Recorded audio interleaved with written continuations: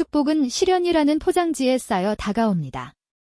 사사기 14장에서 삼손은 자신을 향해 부르짖는 사자를 찢어 죽였고 그 일을 부모에게는 알리지 않았습니다. 이후 죽은 사자의 몸속에서 꿀을 발견한 그는 그 꿀을 자신이 먹고 부모에게도 주었습니다. 부모는 그 꿀이 사자의 몸에서 나온 것이라는 사실은 알지 못했습니다. 이 장면은 마치 이런 상황과 비슷합니다. 경제적인 어려움이 찾아왔고 그는 그 어려움을 부모에게 말하지 않았습니다. 그러나 믿음으로 그 시험과 고통을 통과하였고 나중에 축복이 찾아왔습니다. 그는 그 축복의 꿀을 자신도 먹고 부모에게도 먹였습니다. 부모는 그가 겪었던 시련은 알지 못한 채 그가 받은 축복만을 알게 되었습니다. 저에게도 이와 비슷한 일이 있었습니다. 너무나 큰 시험과 고통이 찾아왔고 저는 하나님의 말씀에 순종하며 반응했습니다. 그 시련을 통과한 뒤 저에게도 축복이 찾아왔습니다.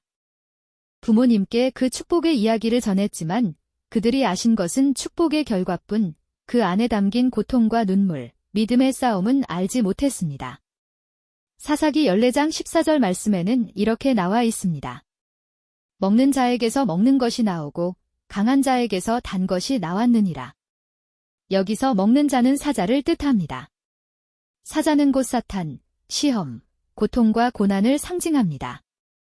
이 말씀은 시험과 고난 속에서 먹을 것, 즉 축복이 나오게 된다는 놀라운 진리를 담고 있습니다. 강한 자는 그런 시험과 고난 속에서도 꿀을 찾아낼 수 있는 사람을 의미합니다. 두려운 사자 속에서 달콤한 꿀을 발견해내는 것, 이것이 바로 믿음의 사람이 갖춰야 할 시선입니다. 우리는 삶 속에서 어려움이나 두려운 일이 찾아오면 쉽게 낙심합니다. 마치 커다란 사자가 우리를 향해 으르렁거리는 것처럼 느껴지기 때문입니다. 그러나 성경은 우리에게 다른 태도를 제시합니다. 바로 그 두려운 사자 속에서 꿀을 바라보라는 것입니다. 믿음으로 강하고 담대하게 반응할 때 우리는 그 사자 속에서 꿀을 찾아낼 수 있습니다. 이것은 단순한 심리적 위로나 긍정적인 마인드 컨트롤이 아닙니다. 진짜로, 실제로 그 안에 하나님이 준비하신 축복이 있기 때문입니다.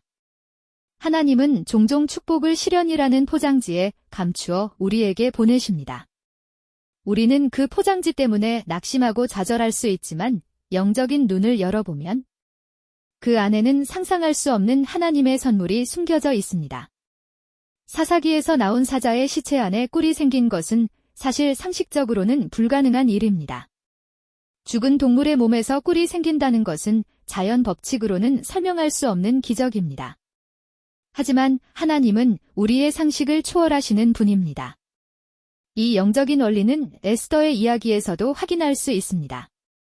바사 제국의 총리 하만은 모르드게가 절하지 않았다는 이유로 모든 유다인을 아달월 13일에 몰살시키라는 조서를 왕의 이름으로 내립니다. 그 조서는 철회할 수 없는 법이었고 유다인들은 절망에 빠졌습니다. 그러나 왕후 에스더는 목숨을 걸고 왕 앞에 나아가 하만의 음모를 폭로하고 민족의 구원을 간청합니다. 하나님의 섭리로 하만은 자신이 모르드게를 위해 준비한 장대에 처형당하고 모르드게는 왕의 오른팔로 세워집니다. 그는 유다인들이 스스로를 방어하고 원수에게 맞서 싸울 수 있도록 새로운 조서를 왕의 이름으로 반포합니다. 결국 아달월 13일은 몰살당하는 날이 아니라 오히려 원수를 물리치고 살아남는 역전의 날이 됩니다. 이 날을 기념하여 불임절이 제정되었고 지금도 유대인들은 그날을 기쁨과 감사, 안움의 절기로 지키고 있습니다. 우리도 마찬가지입니다. 아달월 13일과 같은 날, 절망이 몰려오는 그날이 두렵게 다가올 수 있습니다. 하지만 하나님은 그날을 오히려 승리의 날로 바꾸시는 분이십니다. 믿음으로 하나님께 순종하면 때로는 큰 고난이 찾아올 수 있습니다. 그러나 그 고난을 믿음으로 통과하면 절망의 날이 승리의 날로 바뀌는 경험을 하게 됩니다. 이것은 단지 과거 성경에 기록된 이야기만이 아닙니다. 지금도 수많은 믿음의 사람들이 동일한 경험을 하고 있습니다. 아브라함 역시 그러했습니다.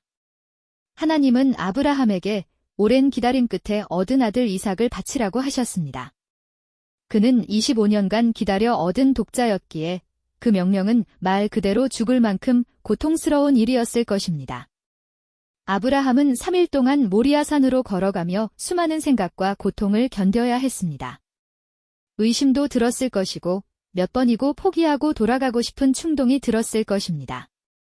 그는 하나님의 명령이 아닐지도 모른다고, 자기 착각일지도 모른다고, 심지어 하나님을 원망하기도 했을지 모릅니다. 이처럼 우리에게도 하나님이 가장 내놓기 힘든 것을 요구하실 때가 있습니다.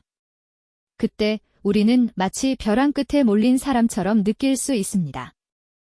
하나님의 명령에 순종하면서 세상으로부터 무시받고 비난받고 한심하다는 소리를 들을 수도 있습니다.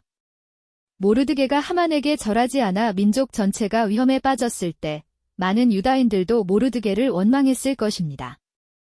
지금 광야를 걷고 계십니까? 하나님의 명령에 순종할수록 상황이 더 어려워지십니까? 갑작스러운 사고, 사업의 실패, 건강의 문제 등 감당하기 힘든 고난이 닥쳐왔습니까? 그러나 기억하십시오. 그 뒤에는 반드시 축복이 숨어 있습니다.